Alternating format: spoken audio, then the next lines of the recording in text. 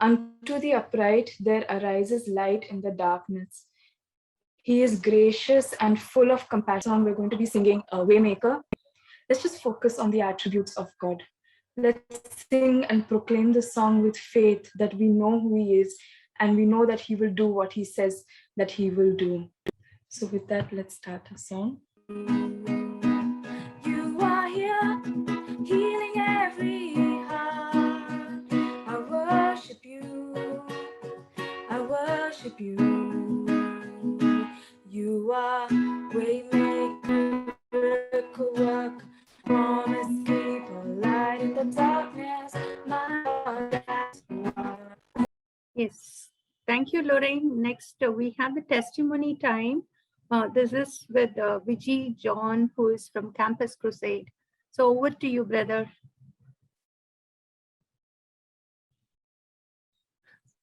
Thank you, sister. Bangalore. And thanks, special thanks to DRM and Dr. Nada Christie for inviting me to share my kind of life testimony, but mainly with the COVID infection that I've been and the related complications later. So I would say this is my simple testimony. Glorify the Lord with me. Let us exalt his name together, as David says. That's my life. And I was born and brought up in a Christian family. But at the same time, though I was being trained under all Christian principles and everything, in my life there was a problem with insecure and fear about life and death and what happens after my life. So that was my life, the stages, in the early stage. But thank God in 1987, November 17th, I accepted Jesus as my personal Savior and Lord. And I had a devotion based on John chapter 3:16. And I could experience a greater meaning in my life from that day on. And my life, my fear and insecurity, everything has gone. And then I could experience a living hope in Christ. And I started sharing this faith with my friends. I was at school, but I started sharing that with my friends and later in college. But I was doing my graduation. I understood the need of working with youngsters as missionaries. And I had a greater specific personal call from God. And hence I joined Campus Crusade for Christ India Ministries in 1994 after my graduation. And I was in Koilon in Kerala for 2 years. And later I joined in Chennai in 1997 and started working with students and professionals. Also, I was working as the regional finance team leader at that point. And on 19th June 2000, I got married to Catherine, and he also is a missionary with Campus Crusade for Christ. As a family, we were in Chennai for almost 10 years and later came to Bangalore in 2008. At present, Catherine is ministering with students at different colleges, and I am coordinating the finance team of South Asia Campus Crusade at present. And as a family, we are also working with other families in our local church where we are worshiping to help them to have an enriched family life. We have 2 children, Jonathan, who just turned 20 this month, actually 12th September. He is doing his final degree, and our daughter Joanna, who ended a +1 this year. And this is our pre-COVID photo. All forgot COVID, so our the present photo looks different. And so as we are with Campus Crusade, we do evangelism and discipleship mainly using this particular booklet or the particular tool. And we share the gospel with one-on-one and or in large group or small groups, especially with youngsters, working professional students. And also we give more importance to discipleship, where every new believer gets the opportunity to be followed up, to learn to study God's word, pray, and to learn to tell others about their faith. And this is the main focus. And we also have different tools. Many of you have seen Jesus Film, and we have new Jesus Film project apps with smaller videos, and also God Tools. That's a evangelization app. Then there is a 4Band, and there are other ministries where people can be involved, like Family Life, Athletes in Action, things like that. Okay, so as we were continuing our life, this is what happened on 10th April 2021. My son got COVID, and he started getting all the symptoms, and a few days later, myself, wife, and daughter also had symptoms. And by the grace of God, Jonathan recovered within few days. And I also was getting better actually. But on 19th April, what happened, I had breathlessness, and all of a sudden, I had to be admitted to hospital. After quite long search, we got admission. And within next another 2-3 days, my oxygen level has gone down. The requirement went up to 10 to 15 liters of oxygen requirement, and I had to be with an IV mask, which was really difficult. But I praise God that I asked Lord, this is your breath in oxygen format and coming through an IV mask. So give me the strength to cope up with this. And actually, God gave me the strength to handle that particular part. And at the same time, on 22nd April, Catherine also had to admit, and she couldn't get admission to the same hospital, but she had to admitted to another hospital. And by God's grace, she was healed and was discharged within 4 days. And I didn't know all this till I was discharged from the hospital. And the same night, the doctors informed our Campus Crusade leadership that I am critical, and they couldn't share that news with her. But they and many other friends prayed throughout that night. And my oxygen requirement and infection worsened, and it became a pneumonia with 25/24 score in CT scan on 5th of May. And I was in critical stage at several times. The doctors informed Catherine and the leadership team of Campus Crusade about their helplessness.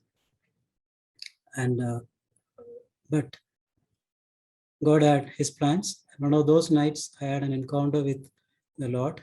He clearly ministered with me and helped to evaluate my life. I could understand what was happening in my life and what was pleasing and not pleasing to him. And I experienced God's cleansing, and I was filled with the divine peace and hope in Christ.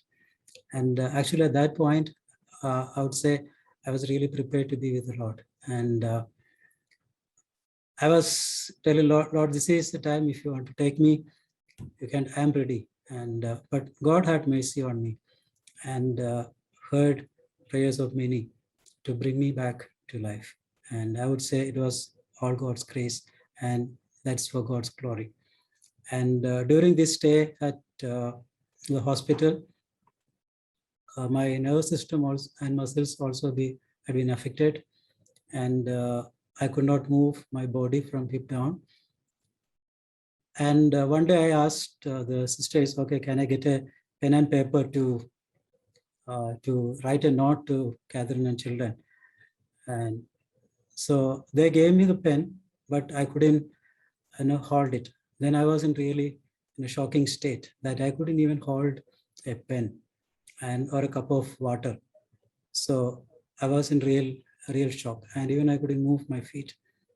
if there was somebody has to scratch, somebody I had to call them and to ask them to scratch. Can you please? It wasn't a real uh, shocking stage. By this time, I also lost my weight to almost 15 kilos. But after almost 32 days in ICU, God opened a way supernaturally to shift me to another hospital for rehabilitation on 27th May 2021. And there also we had challenges as I was still test positive. I was admitted to COVID ward till I, get a negative result. But by God's grace, they allowed Catherine to be with me. And that was a real big blessing. Because after this many days, I was with Catherine, and then we had a good time of sharing, praying to the Lord, crying together, worshiping the Lord together. And finally, on 14th June, I was shifted to rehab center. By this time, and I had 11 RT-PCR tests, 9 ECGs, 8 X-rays, 6 echo, and 3 CT scans, 2 Doppler tests. But through it all, God allowed to see His grace, His love, His care. And during the stay at the rehab center, I could experience miracles every day. As I started moving legs, hip, and even to stand and walk after around 50 days. Later, I started walking slowly and doing routines by myself. So I couldn't do anything. As a child, I was like a child who is starting everything newly. So several trainings, I had to go through, like to stand, to walk, do everything. But it was God's grace. And by God's abundance grace, I was discharged after 66 days at hospital on 24th June. And at present, you can see me without oxygen, but I am going through regular exercises and daily other routines. And this was the day we came back to campus compound, thanking God for His mercy. But during this time, Psalm 91 was really strengthening our family and me. And one night, particularly, especially during one of the singing stage of my life, I was really tired, and I asked Lord, this is too much for me to take up, and you give me strength and you protect me, and I'm so feeble, fragile. And that night, as I slept, I felt something like very soft blankets covering me, and it was like very, very much comfort, something covering. It was like a big protection coming upon me, but it was so comforting, and I slept without any pain that night or issues. Usually I used to get, in between I get up and things like that, but I didn't have any problem that night. And that night on, I did not have any issues while sleeping. No fear, no security issues, no pain. So in the morning, I did not see any extra blankets than my fleece blanket. So I asked the nurse, did you put me in extra blankets? Was I really shivering or anything like that? But this nurse said, no, you were in deep sleep. You didn't get up in between at all. And then I really remembered about Psalm 91:4. It talks about God, He will cover you with His feathers, and under His wings you will find refuge. His faithfulness will be your shield and rampart. And I understood it was God who was sheltering me under His wings, and He was my refuge that night. Praise God for that great learning. And we as a family, we've been through personal battles. Actually, we too, actually all four were in different places, myself, wife, children, things like that. But at even that time, God taught us different lessons, and ready for the Lord anytime. That was one key lesson I learned. Death or His coming. We do not need to fear death, because once you are in Christ, it's a good place to be there. And I could experience a glimpse of that, I would say. It's so peaceful. It's so you can see the greatest pleasure that you can see, the happiness and joy where you can experience there. And second, the major learning, it's like surrender to the Lord for His will and plan. It could be delayed and may not be in our own expected lines, but still, it is always good to wait for His plan. And usually, every day, starting at 3 o'clock in the morning, for me with a painful blood testing, mainly for the D-dimer testing. And so I will start with a prayer. I say, Lord, give me the strength. I don't know what extent you are going to push me or pull me today, but whatever it is, Lord, you give me the strength. That's all I want. And that was my prayer. And also, it was like a blessing that I got an audio Bible at hospital through one of our friends. And that helped me a lot to listen to the God's word and different messages. So as I used that, staff noticed it. And so one of the maintenance staff usually comes from my cleaning and diaper change, things like that. And he asked me to pray for his change in job and other bad habits that he has in his life.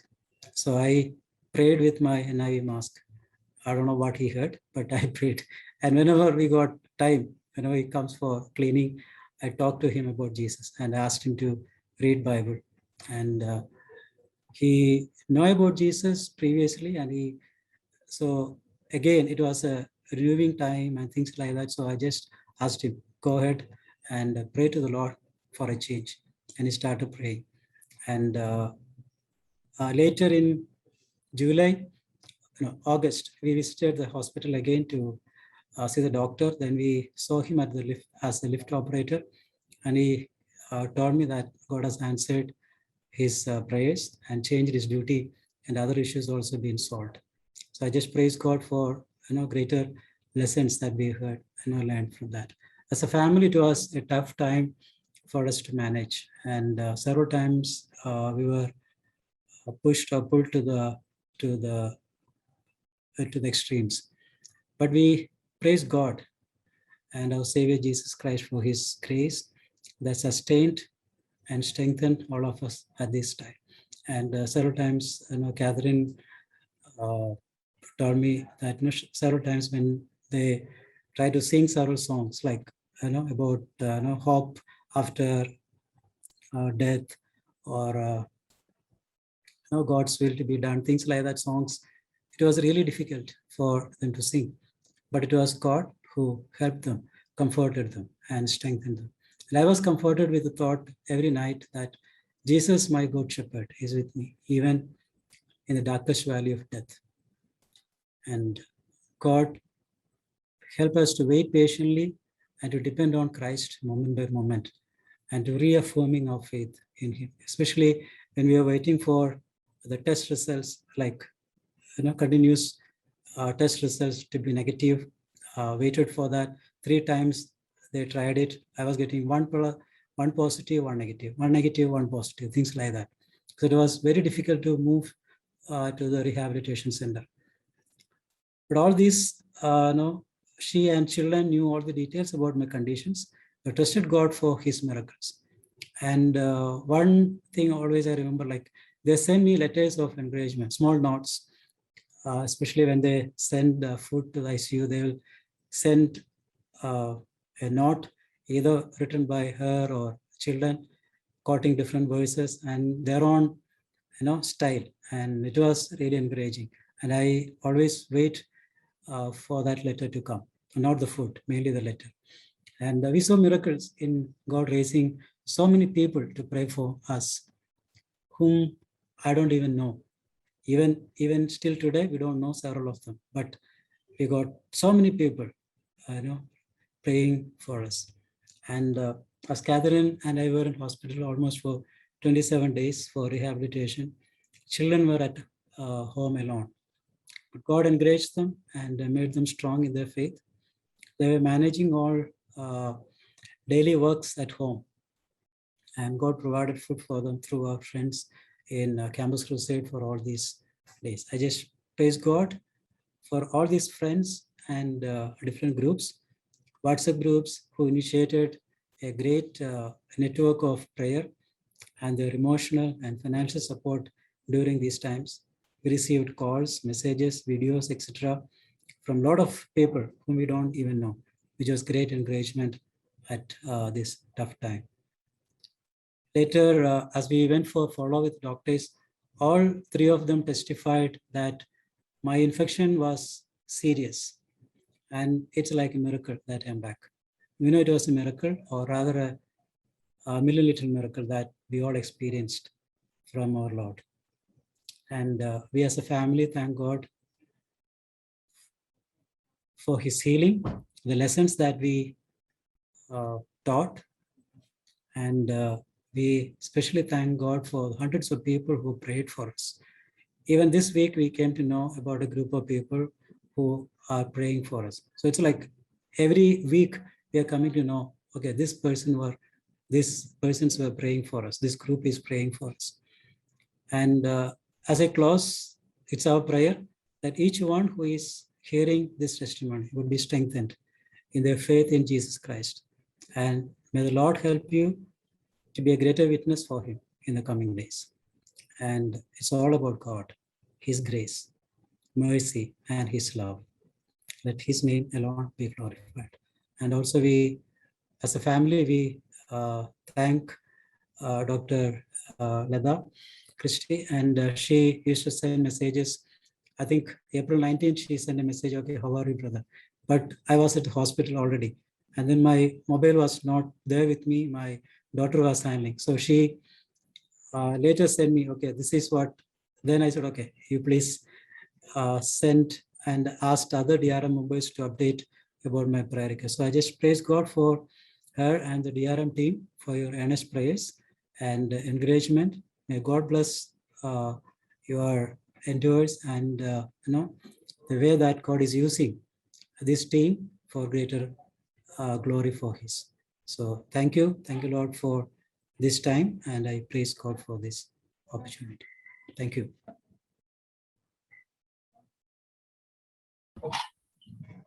Hallelujah. Hallelujah. Hallelujah.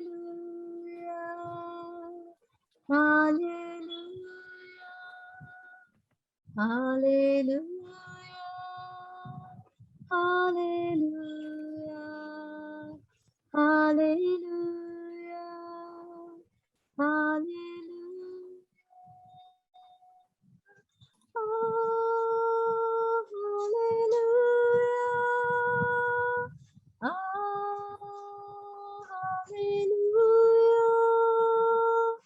Oh, hallelujah. Oh, hallelujah. Thank you, Jesus. Thank you, Jesus. Thank you, Jesus. Thank you, Jesus. Thank you, Jesus. Thank you, Jesus. Thank you, Jesus. Thank you, Jesus.